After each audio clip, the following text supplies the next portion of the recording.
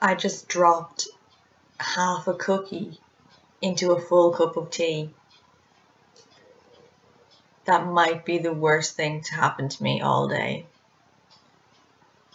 Which, put in perspective, means nothing bad has happened to me all day. But I'm still really sad about the cookie. Such a waste. Such a young life. It got really hot in here, then all of a sudden the fire just brought itself back to life. Ghost in the screen and ghost in the fireplace. Who knew? Dig with everyone, welcome back to my sitting room. My name is Diesel and you are as always most welcome. That was way too much pointing. Today we're going to be reviewing a book. That book is Rebel of the Sands by Alywn Hamilton, and before I melt to death or cry over my cookie, let's just get straight to it. So what's it all about? Well, essentially the book is about a teenage girl called Alywn who is currently living in a place called Dustwalk with her aunt and uncle and some of her cousins. Her family are what I would like to call douche canoes, so therefore she wants to get the heck out of Dustwalk. She believes if she stays there she's either going to end up dead or wed, and she doesn't want to do either. Who could blame her? Because she is a skilled shooter, Alywn enters a shooting competition in order to win some cash to get the heck out of Dodge, and while there she meets a mysterious stranger called Jin, who she is hoping is going to help her get the heck out of where she is. Unfortunately, when she leaves, she never imagined it would be on the back of a mysterious mystical horse fleeing from a treacherously murderous army, and with a fugitive who is wanted for high treason. I like to think of Rebel of the Sands as essentially Unicorn Island meets X-Men meets people so drunk on power that you kind of have to question if they need the AA and maybe someone should give them an intervention. Sort of. Oh, and of course an obligatory love story. I mean, where would we be without it? Now that I've done a Class A job, as always, explaining to you what the book is about, let's just get right to the thoughts. The first thing I want to tell you is I really wanted to love this book. I really did. I went into this being like, yes, this is going to be freaking awesome. And I am actually not even really sure that I liked it. That love thing didn't work out too well. Story of my life. The story starts off. Whoa, that got deep. It was a joke. It was a joke, you guys. It's fine. The story starts off really, really promising, but then it's kind of pretty hit or miss the rest of the way through. It starts off slow, picks up maybe about 75% of the way in, and then just right off the edge, plummet, gone, you've lost me, I'm dead. You're dead. One of us is dead. I'm alive. It's fine. The book is dead. The book is the dead thing. Throughout the story, it's constantly like the author is trying really hard to like light this fuse that's going to blow up and amaze me, and I'm going to be like, wow, so spectacular. That's not a word. I don't even know what words I was trying to put together there. Spectacular. Magic and spectacular. There you go. Look, it's like Mean Girls gruel. But the fuse, it just doesn't light. I think it's wet because it's not taken off. Even in the like parts that are meant to shock you, I was just like, yeah, that happened. Also, the relationship between Jin and Alywn, which is key to this story, which I did not mention in the what's it all about, because apart from my snide remark, it's really agitating. I really wanted to like Jin when we first started, and then it was just, I don't know, there's something about, there's too much staring into their eyes, and there's a lot of insta-love, which sometimes I can get on board with, but most of the time I'm just like, oh my god, stop. I prefer relationships to just grow organically, because that's how most people's relationships work. And it didn't do that. They were just kind of like, oh, we're stuck together, and then there was this part where they fell out, and it was just like, why? You're just doing this to be dramatic. They don't need to fall out. It's stupid. And it had no impact. I just didn't care that they were having a moment.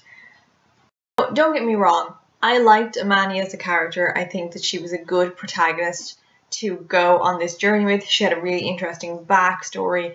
When you first meet her, it's an interesting way to to first be introduced to a character. I liked Alywn. I thought she was a strong, kick-ass female character. And then she was put with Jin, and it was just like, when they were in the book together, not as this weird, like, oh, I'm stared into his eyes, oh, blah, blah, blah, blah. They were really good. They had a really interesting dynamic.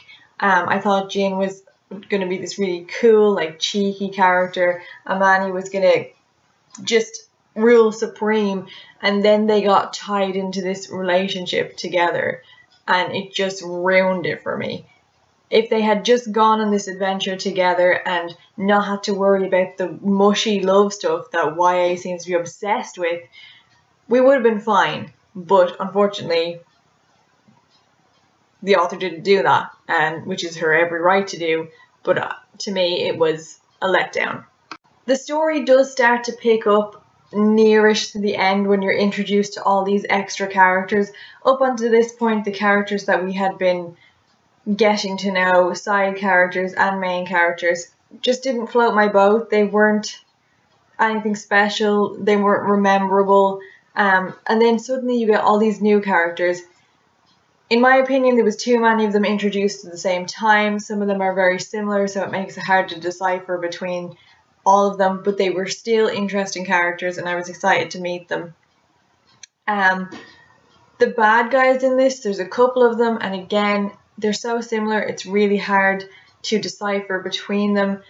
There is a couple of characters that are really important to the plot, especially to the climax at the end, and by the time we got to meet these characters again, I was just like, had no idea who they were, had completely blanked them from my mind because they just hadn't made an impact when I first met them. So when it came to the climax, I was sitting there being like, who the hell are these people and where did they come from? And it took me ages to be like, oh, that's that guy. Oh, I remember him vaguely. There was one good thing about this book that I enjoyed though, which was there's a plot twist in it that I completely did not see coming, which baffles me now that I think about it because it's really hidden in plain sight. But it was, when it was revealed, I was like, of course, but never would have thought that as I was reading it in a million years, which I really liked about the book. It was just a pity the rest of it was just not doing it for me. As per usual, and if you've been here a while, you will know I don't do well with magic. I'm not sure why I read fantasy because I don't tend to grasp it, but there was a lot of like mystical beings, like magic stuff going on, bits and bobs, creatures and things that I just couldn't picture. And you guys know I can never picture them. I say this all the time. Every time I read a fantasy book, I'm like, I've just had a really hard time. Have I ever enjoyed a fantasy book? You guys tell me. I don't know. From experience, have we ever? I don't. Anyway. So yeah, that part also threw me along with the other disappointments. So overall, I didn't enjoy this book. I guess I answered my question. Did I like it? No, I didn't enjoy it. It wasn't for me. I'm sure there's going to be loads of people that would love this. I have no doubt if I went to Goodreads right now, it would be like 4 stars. But personally, not for me. If you're into fantasy, it would be a good book to read. If not, I wouldn't bother. Another thing that threw me about it is it seems to be kind of set, judging by the names of things and the names of people, in the same type of world. At least I thought that A Wrath in the Dawn, or The Wrath in the Dawn, that one, would be set, but there was all these like guns and trains and just things that completely, I guess I went into it with the wrong mindset of thinking, oh, this is kind of like in the same setup, not the same story, but the same location as Wrath in the Dawn. Then I had all these weird things coming in. It's kind of like a Western, Middle Eastern story, but with things that I wasn't expecting, like guns and trains, and I was just like, my head was melted. So yeah, what can I say? I spent most of my time confused, not knowing who anyone was, and rolling my eyes at the love story that annoyed me. Although if you read it, please let me know what you thought. If you agree, disagree with me, if you can help me find a fantasy book that I will have some hope of grasping one day. Okay, until next time, go Raibh Maith Agat for coming, and Slán. I'm going to go back to morning my cookie. It's the little things in life, you guys. Always so hard. Bye.